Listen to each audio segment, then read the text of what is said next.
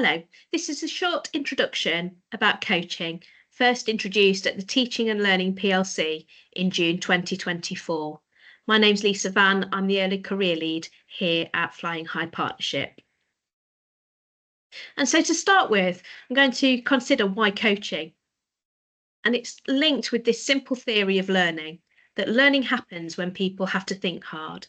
Coaching will support that with its approach to questioning and deep listening to ensure that learning can happen. Coaching is an approach we already use in a range of different ways. Initial teacher training and ECTs gain the support of a mentor and a coach throughout their time in their training years. We also apply coaching and mentoring strategies in our work with walkthroughs and in our behaviour hubs. And for those attending Flying Forward or the National Professional Qualifications, all have elements of mentoring and coaching. So this is already a fundamental part of the training that we provide. We're going to focus in on ECTs and initial teacher training's approach to coaching because we feel it's making a difference. National figures suggest that ECT attrition is slower than the wider workforce, and this is a recent development. This research has been published in 2024, but we'd suggest that ECT leaving rates are now slowing and believe that the early career framework, with its very structured approach and with its mentoring and coaching to guide new teachers, is really helping with that retention. And we know that teacher retention is a huge challenge. So coaching, as I've already said, is a core component for ECTs and mentors, and I'm going to share a little bit more about how that works. So in education settings, this research shows all the different types of conversations that may happen. We have our non-directive at one end of the continuum and directive at the other end of the continuum. Directive conversations would be around performance concerns, would be around duty of care and around any risk management and compliance. So it would be very, very factually based. On the other side of the non-directive element of the continuum, which is very much more around conversations that provide empathy, cathartic venting is the description here, and socializing. In the middle here, we've got this learning conversation that's going to support personal and professional growth, that encourages critical reflection and capacity building, whilst also supporting the opportunity to develop agency by working collaboratively. Within instructional coaching, this is a diagram that if you've been an early career mentor, you would be familiar with, and it's based on Jim Knight's Impact Cycle, published in 2018. What we have here in this continuum is the idea of a different range of approaches to coaching. On the left-hand side, we have facilitative coaching, where the coach acts as a sounding board, where the coachee has a high level of understanding in order to be able to work within their own autonomy. So this, in Jim Knight's words, is a true coaching relationship, that opportunity for two professionals to have a conversation around a particular theme, with the coachee driving the actions and conversation. At the opposite end of this continuum, we have directed coaching, where we have a novice expert relationship, where there is lower perhaps autonomy, and this is an example of how we might use this with newer teachers who have less experience to draw upon and rely on the expertise of a colleague who we may call a coach, we may call a mentor, who can guide and support based on their own experiences. In the middle, we have our dialogical coaching, where we have this mixture of approach to coaching, where we have a range of expertise being applied as needed, and the support and autonomy also provided where that's required too. So in our example here, at Inspiring Leaders Skip, we work on the impact cycle, which is again applied in the early career framework. Identify, learn, improve is the cycle that we work through to create an approach to coaching. And if you've been involved with Inspiring Leaders, New Teachers, as a mentor or as a mentor for the Early Career Framework, this will be a familiar process. I'm going to show you the ECF version of this in a short while. But we identify an issue. This can be a very small element of practice. The aim is that the actions applied are achievable in a short period of time to maximize impact.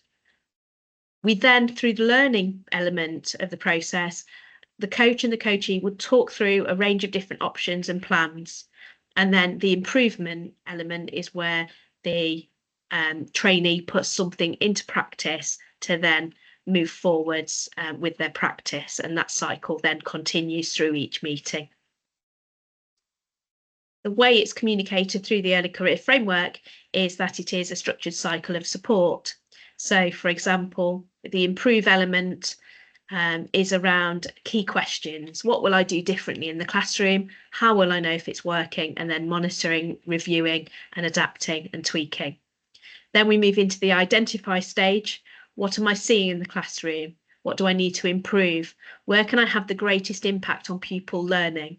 And particularly in instructional coaching, there's a huge conversation around leverage and around which element of practice would have the most benefit. So where do I refine? Where do I put my energy? And where do I set my focus?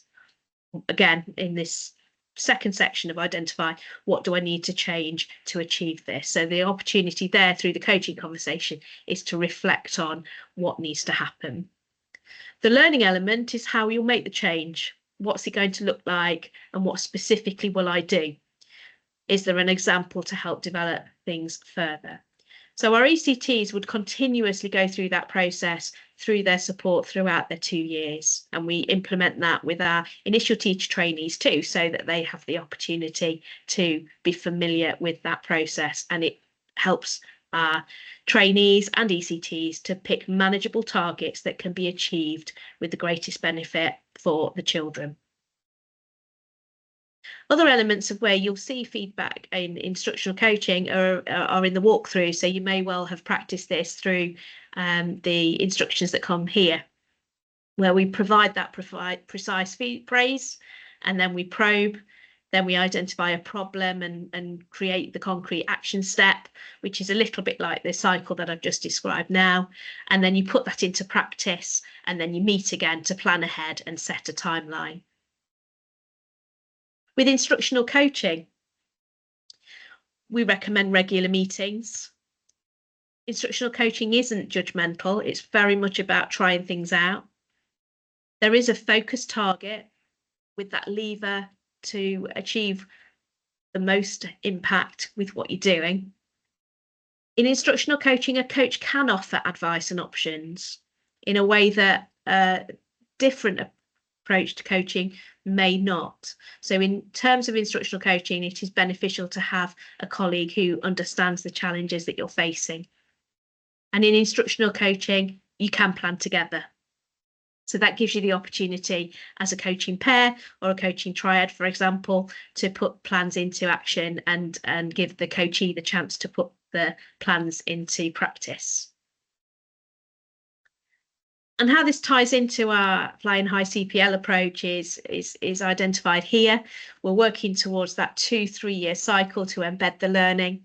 So we've had our inset, where we've had a real focus on walkthroughs. You'll remember our keynote from Ollie Caviglioli. And then we've moved into working in our train the trainer approach in our schools, and we'll continue to do that as we move forwards. We are adapting Andy Buck's basic coaching method to supporters, which again complements everything that I've just talked through here. And there are further videos and resources that will share with you a breakdown of what that means. But our basic coaching provides us with basic steps and opportunity to then reflect on those basic qualities, basic habits, and basic feedback. More details there to follow. But as a headline, here's an opportunity to see the structure of the basic model. So we start with B in our coaching conversations to explore what the background is, what's the current situation. We think about the aim. So what are we trying to achieve? Moving on to S and strategy, it's an opportunity to talk through options, what might work. Implementation is I, that's thinking around how we might put this into practice, what steps need to happen, and then a commitment and a focus on what needs to happen next. And then the cycle continues. We'll be providing you with more detail on the basic model and the steps in due course to support you in your coaching approach. At this stage, I'm going to say thank you for listening, and hope that you found this short introduction to coaching helpful. Do get in touch if you have any questions, and do get in touch with those people who are involved with early career teachers and initial teacher trainees in your school for further details on how to approach coaching with colleagues. Thanks for listening.